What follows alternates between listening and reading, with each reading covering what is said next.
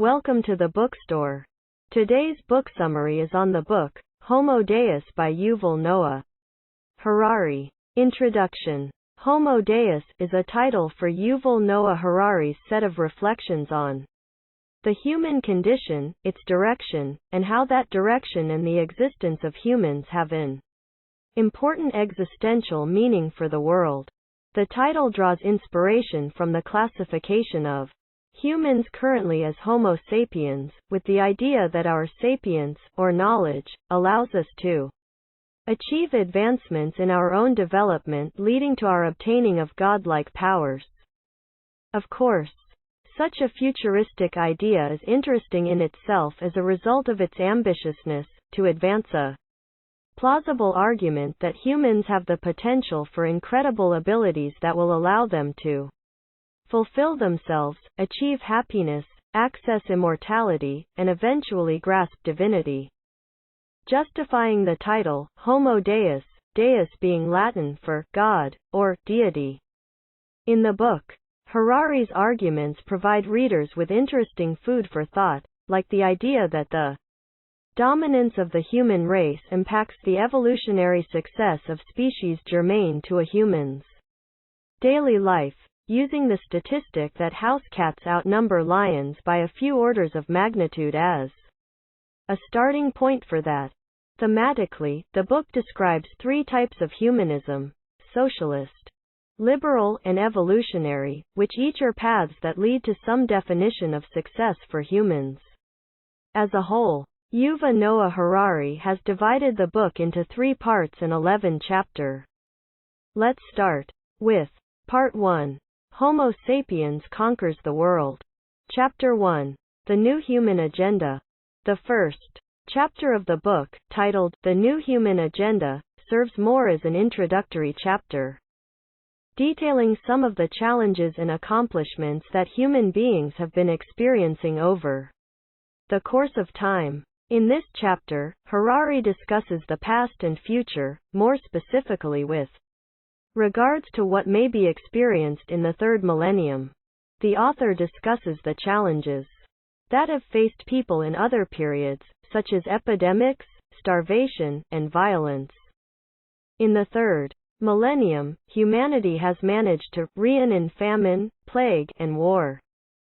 Thus, human beings of the future are likely to deal with the problems that are currently a major headache for us. Harari also discusses that human beings of the future are likely to be more proactive in dealing with the challenges they face. For instance, where they happen to experience a case of famine, they are less likely to leave it to fate, but rather, they will deem it as a misgiving and never allow it to happen. The author states that when faced with such failures we no longer shrug our shoulders. In other words, they are keen to identify the specific strategies to handle the failure they encounter. They believe that they have a lot within their power to handle the different problems they face, hence human beings will be more interested in setting up a commission of inquiry to determine the reasons for the problems and make enough strides to handle it effectively. The strategy will also aim to prevent such a scenario from ever happening again. The author also discusses that, with each passing year, human beings have become increasingly alarmed by the epidemics being faced, with some of these including SARS, Ebola, swine flu, and the Black Death. Despite the challenges, human beings have managed to overcome these through time, where they now have a lesser impact than during their initial inception. Therefore, the situation indicates that human beings of the future are likely to be even more sophisticated and capable of dealing with the various health problems that face us today.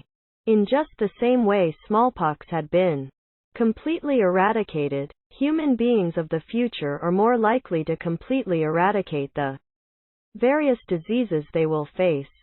Chapter 2. The Anthropocene. In the chapter, the author presents the view that human beings have evolved to attain characteristics that are far better compared to those of animals. Specifically, he notes that human beings have since become gods. In spite of the position, they have done little to retain the mercy and justice that is normally attributed to gods. Rather, they have continued with their heinous actions that have led to a significant decline in the number of animals, especially the ones that belong in the wild. Human beings choose which animals should live or be killed. Thus, while there are only less than 100 wolves in Germany today, the country is home to more than 5 million domesticated dogs. The chapter also shows that while the world is left with only 40,000 lions, there are around 600 million domesticated cats. According to Harari, it is evident that the Anthropocene has altered the world in unprecedented ways. The effect is frequently seen in climate change, a situation that has altered the distribution of various animals in the world, some of them reducing in numbers. The chapter outlines how the rise of the agricultural and industrial revolutions may have had a major impact on the relationship that exists between animals and human beings. During the time, the world was now a one-man show. Human beings have continuously retained the view that its increased food needs have necessitated the seeking of more land, which meant that the habitat of wild animals would be potentially destroyed, leading to a major decline in their numbers. The number of domestic animals, some of which were kept for food purposes, have also increased considerably for the sole benefit to human beings. The author is also keen to put across the fact that changes created by the agricultural revolution developed a major parallel between the animals now domesticated and the ones that are still in the wild. For instance, while the wild boars remain in the wild searching for food and water while exposed to possible attacks by lions, pigs reared by human beings are kept safe and protected against predators and natural disasters. Chapter 3. The Human Spark. In this chapter, the author notes that Homo sapiens is the most powerful species in the world. He also indicates that Homo sapiens have held the view that they hold a much better moral authority in the world over other animals, such as wolves, elephants, and pigs. Thus, they have the power to exert some level of authority against them, in a way that shows how humans may choose to engage in any action they wish for in as much as the various animals are concerned. He also indicates that the view of importance has transcended the relationship that human beings have with animals. Harari also declares that only Homo sapiens have a conscious mind, thereby being able to think much better and show concern for others.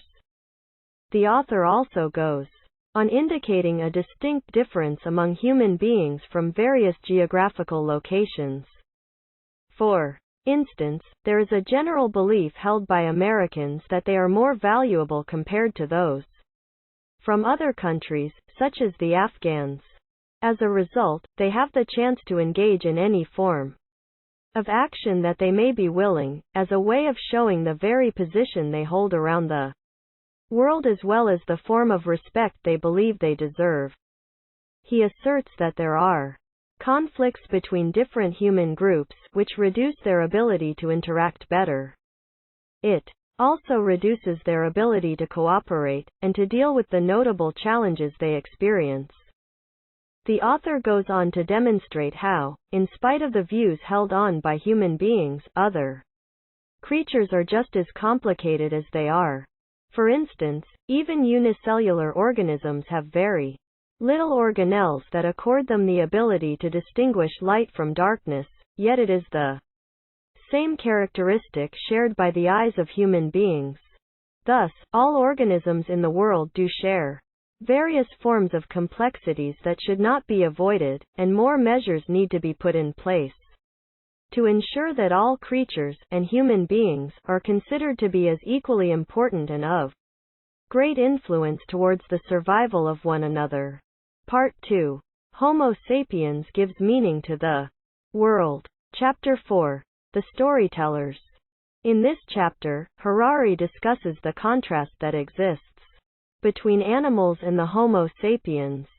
For instance, he indicates that animals, such as chimpanzees and wolves, live in a dual reality and are fully aware of the various objects in their environment. Some of the objects that surround animals include rocks, trees, and rivers. At the same time, they are aware of the effects of such objects in their lives as it relates to making them fearful, happy, and full of desire. In contrast, sapiens, live in triple-layered reality. Thus, in addition to knowing tree, rivers, and rocks, Homo sapiens also have information regarding money, corporations, nations, and gods, making them geared more towards identifying how the specific elements presented are likely to have an impact. Some of the notable corporations known to the Homo sapiens include Google and Microsoft. As it relates to gods, some groups of Homo sapiens appear to be followers of Jesus and his teachings, and are referred to as Christians. They hold the perception that, through the measure, they are likely to attain some level of contentment in their lives while identifying the specific steps to take in attaining worldwide recognition, which would be important for them. This will also likely push Homo sapiens towards identifying the specific moral actions that they are likely to stick to in the world, while also determining the level of liberalism that they are likely to have. Harari provides that the gods didn't exist anywhere except in the human imagination, and aims to show that the achievements made by human beings are mostly their own doing, and not out of any mystical powers. Chapter 5. The Odd Couple. Chapter 5 highlights the role of stories among human societies. The author notes that the stories dominate objective reality, thus easily verifiable and validity established within.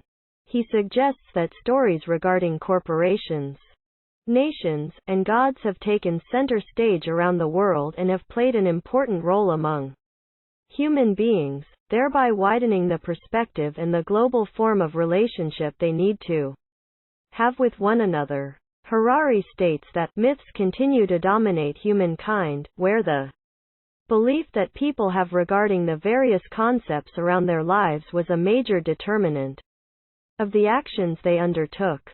For instance, the belief in the Bible, the mandate of heaven, or the great god of Sobek pushed people towards developing Chartres Cathedral, the Great Wall of China, and Lake Fayum. It is also the belief in a religion that shows that humans are subject to a system of moral laws that we did not invent and that we cannot change.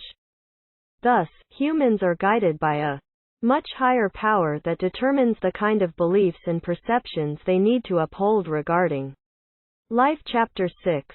The Modern Covenant Thought. The chapter, Harari aims to show that modernity is the way of life and defines the kind of experiences that people are likely to have in the various phases that they happen to go through. It also determines the concepts that touch on the element of human progress that people normally have and the general effect that such a move is likely to have upon their lives. Despite the various views on modernity, one of the relating concepts is based on the interaction they have with one another. Modernity also sets limits on the changes that people may seek to adopt as they advance in their lives. The author also shows that there has been a change in the effect of the cosmic realm for the lives of human beings, where he states that, up until modern times, most cultures believed that humans play a part in some great cosmic plan. In modern times, people have had a reduced belief in cosmic capabilities. Harari also notes that the trends over the years have determined the perceptions people have held regarding certain global events. For instance, he notes that the lumberjack, blacksmith, and baker are unlikely to agree. Given the varying levels of dimensions they hold in the world, they are likely referencing differing ideas about their beliefs towards faith, like how their need for survival and to feed their families has had a great impact on the little belief they hold regarding miracles in medicine. such people are likely to be more concerned with events they can deem to be quantifiable, and those which bear an important role in building upon the perceptions they have regarding one another. Thus, they are likely to seek to improve the situation they have in the world. Chapter 7. The Humanist Revolution. This chapter provides that one of the elements that accord humans power is the ability to think through various life processes without necessarily relying on the great cosmic plan that gives meaning to life. It also states that in current times, human beings appear to possess a lot more power than before. For instance, the author suggests that the life of a human being has transcended the idea that little reverence to God would lead to some level of disorder in the world and lead to a social collapse. The author gives a comparison between Syria and the Netherlands. He states that while the Netherlands is majorly an atheist society, it is far more peaceful as compared to God-fearing Syria. The illustration, therefore, aims to showcase the idea that human beings have developed to the level at which they are more capable of looking into the specific ways in which they can attain order without necessarily paying close attention to the cosmic strength.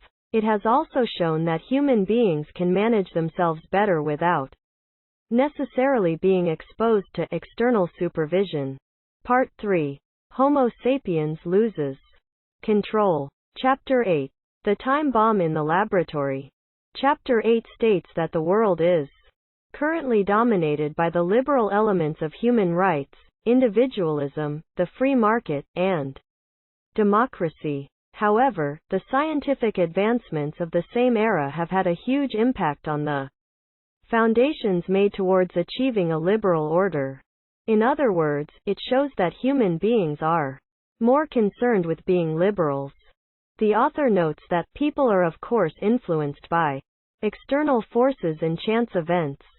They seek to establish the different ways in which they can attain some form of recognition that would make other people more interested in identifying the specific ways in which they are likely to be valued. Thus, through the representation of Thomas Jefferson, Rousseau, and Locke, there is a sea of change where the findings of science have improved the quest for people to seek for liberty. It is also through the understanding of free will that human beings have determined the reason why they need to hold a man who has stabbed another guilty of the charge. As it appears, such a man used his free will to choose murder, which is why he is entirely responsible for his crime.